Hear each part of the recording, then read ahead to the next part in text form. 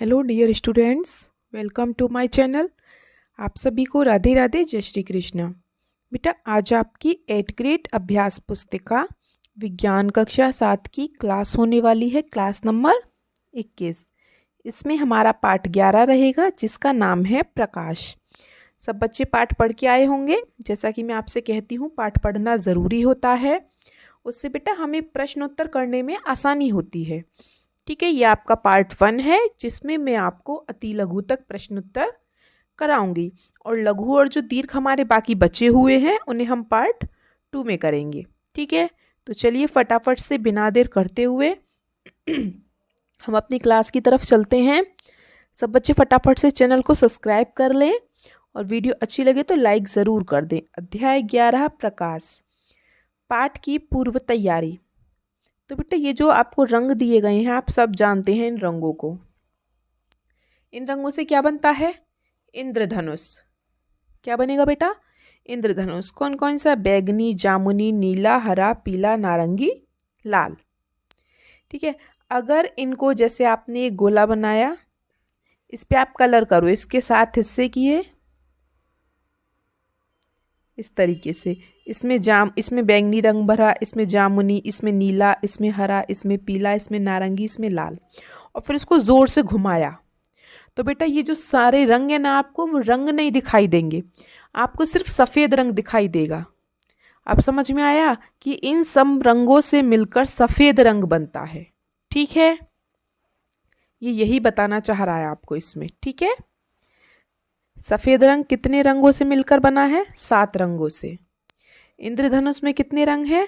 7। सबसे अंत में कौन सा रंग लिखना होता है? या तो लाल होता है या बैगनी होता है।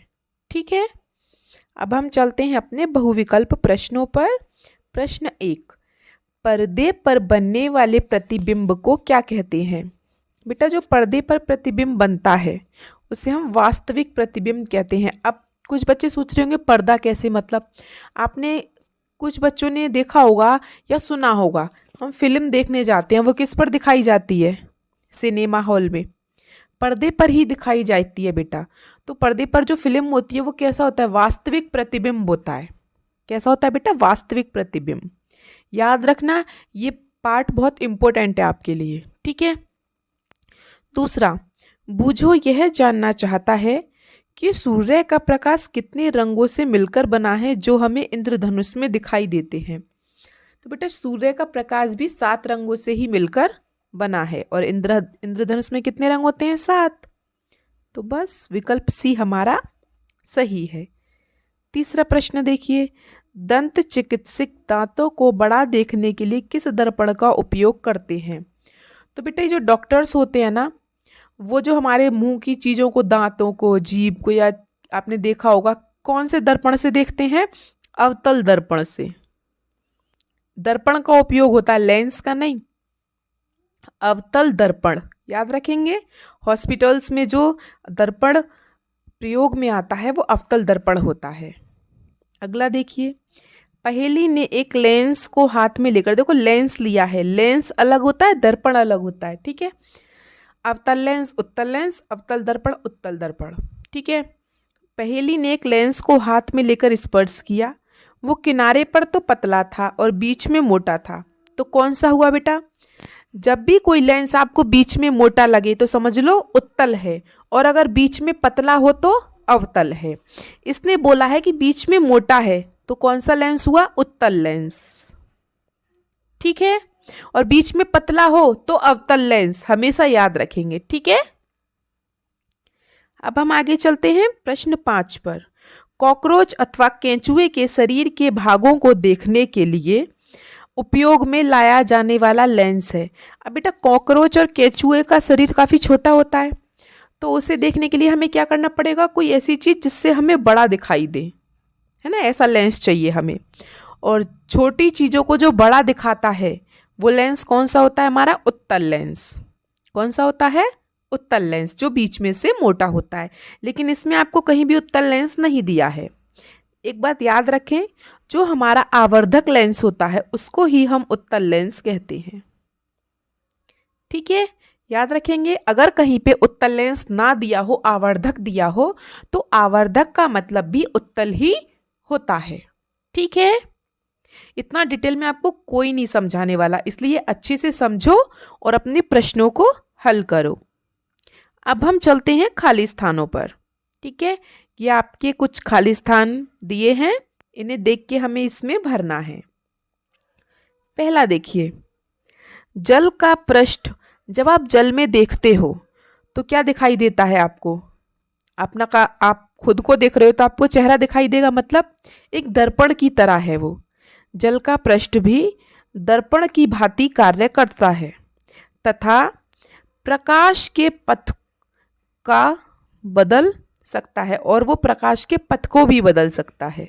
ठीक है, दूसरा, प्रकाश जो होता है वो कैसे जाता है? आपने टॉर्च जलाई है, टॉर्च कैसी गई, कहाँ दिखाई दे रही है? सीधी दिखाई दे रही है, आप जिस तरफ जलाओगे उसी तरफ दिखाई देगी, सरल रेखा में जा रही है बिल्कुल। ठीक है, तो प्रकाश सरल रेखा में जाता है। अगला देखिए, प्रिज्म। सूर्य के प्रकाश की एक किरण पुंज को प्रिज्म, एक बेटा एक प्रिज्म होता है, जैसे आप हीरा वगैरह मान सकते हैं।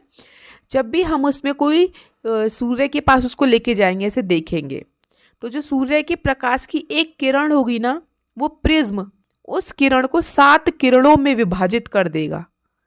ठीक है, कितने में? 7 वर्णों में।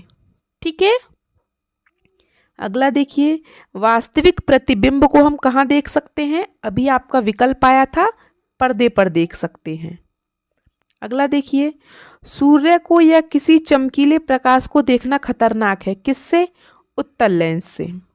याद रखना, उत्तल लेंस से कभी भी सूर्य को ना देखें, लेंस टूट जाएगा। ठीक है, या लेंस के नीचे आप कागज रखोगे ना और सूर्य का प्रकाश दिखाओगे तो वो कागज जल जाएगा। ठीक है, उत्तल लेंस से, इसलिए ज़्यादा छेड़छाड़ नहीं करनी चाहिए। चलिए, खालिस्तान समझ में आ गए? किसी को कोई दिक्कत परेशानी अगर होती है तो बेटा आप मुझसे कमेंट बॉक्स में पूछ सकते हैं, कमेंट बॉक्स आप लोगों के लिए ही बनाया गया है। अब हम चलते हैं सीधा अपने अति लघु प्रश्नों पर। प्रश्न 2। और बेटा वीडियो अच्छी लग रही हो, समझ में आ रहा हो, तो प्लीज़ वीडियो को लाइक ज़रूर करें और अपना अपना नाम कमेंट बॉक्स में मुझे ज़रूर बताएं। देखिए प्रश्न, स्टेनलेस इस्पात की चमकदार प्लेट अथवा इस्पात की चमकदार चम्मच प्रकाश की दिशा को परावर्तित कर सकती है, इसका कारण क्या है? अभी जैसे कोई प्रकाश आ रहा है, जैसे मान लो सूर्य का प्रकाश है, ठीक है, आपने उसमें कोई प्लेट को ऐसे करके दिखा दिया उसको, तो वो जो प्रकाश होगा ना वो वहां से टकरा के प्लेट से दूसरी तरफ चला जाएगा। वो क्यों चला जाएगा, उसका कारण पूछा है। तो बेटा उसका कारण है प्रकाश का परावर्तन, प्रकाश के परावर्तन के कारण। ठीक है, एक प्रकाश का अपवर्तन भी होता है। ठीक है, जहां से जो किरण होती है वो परावर्तित नहीं होती है। जहां भी किरण परावर्तित हो रही है वो प्रकाश के परावर्तन के कारण होगी, याद रखें। ठीक है, जैसे यहाँ से सूर्य का प्रकाश आ रहा है, यहाँ मैंने प्लेट लगाई एक, तो वो टकरा के ऐसे निकल जाएगी, तो ये क्या हो गया बेटा? प्रकाश का परावर्तन हो गया। ठीक है, आ गया समझ में? अगला प्रश्न देखिए, हमें सूर्य के प्रकाश को काले चश्मे या एक्सरे फिल्म के द्वारा ही क्यों देखना चाहिए बेटा? क्योंकि जो सूर्य का प्रकाश होता है ना, उसमें हानिकारक पराबैंगनी किरणें होती हैं।